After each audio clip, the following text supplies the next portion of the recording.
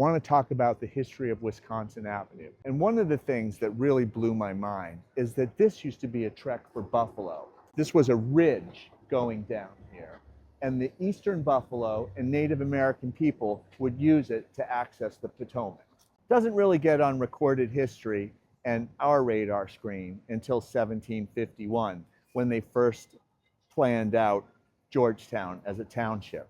However, back then it was called High Street, and it only went from M Street down to the river, really short little segment.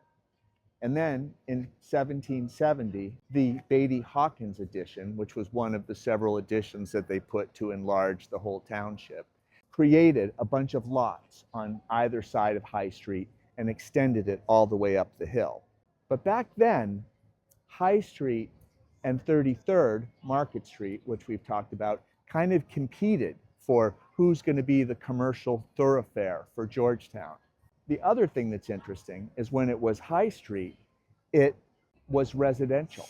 So houses like you'd see on 33rd Street or other parts of the village kind of lined up on both sides. There were porches and front yards and all of that. So after 1770, little smithies and little horse-related shops would start to dot the street. This became the more important thoroughfare. But in 1805, it became the Georgetown-Rockville Turnpike, and they macadamized it. And that was a big difference. They put up toll booths, and this is where really all the traffic would go. And it started to very significantly pull away from 33rd Street.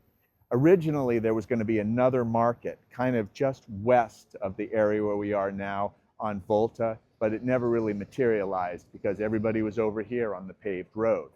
So that was in 1805. The next big thing that happened, and which really put an end to the residential part, was the streetcars. In 1890, streetcars went up the hill and made almost as much noise as that bus.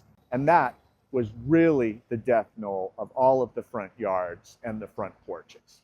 And then I would say the coup de grace was the Georgetown 1950s Preservation Act.